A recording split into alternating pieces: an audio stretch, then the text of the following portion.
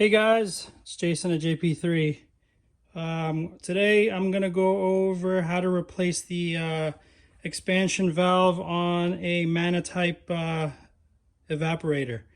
So it's a little bit different than the Denso bar type, and it just has a couple of extra steps. So when you do open up the box, the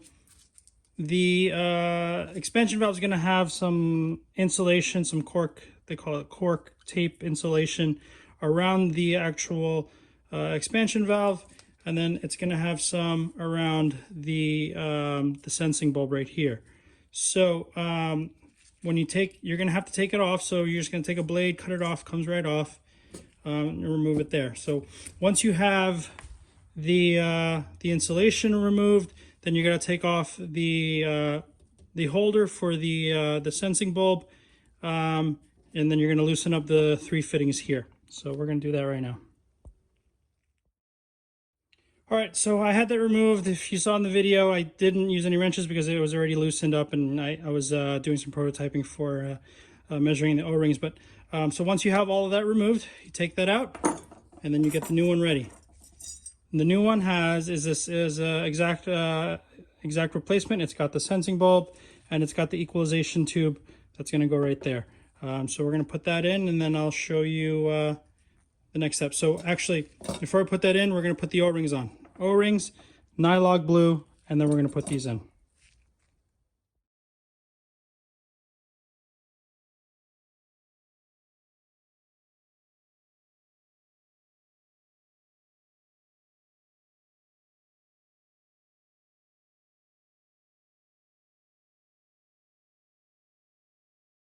All right, I just wanted to show you guys a quick note. I'll use this other one as a reference because I already tightened these fittings up. But when you're putting these fittings back, you obviously want to put the O-rings on. You want to lube them up.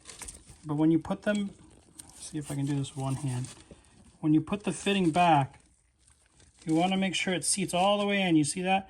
Seats all the way in, and then just check all the way around and make sure that O-ring is not getting pinched or getting pushed out. That's an issue I was having. Because the O-rings are new and they're really supple, they can really push out, and if you're not looking carefully, you can pinch it out and you can start having a leak where you don't want one. So once you have it there, then you can tighten up the fitting and go from there. So that's just a little tip. Make sure you seat the two fittings together before you put the fitting and tighten it on. That way you can visually see that the O-ring has seated properly and it's not getting pinched or pushed out on one part of the fitting. All right, so that's that. So as you can see, I have the bulb mounted. I have the expansion valve reinstalled with the fittings tightened up, and I have the equalization tube there. So I'm just going to clean up the coils, these tubes a little bit, and then the next part is we're going to take. If you bought our expansion valve replacement kit, it comes with a roll of cork tape. So we're going to wrap this expansion valve and sensing bulb up, and then we'll be done. All right, so the next one.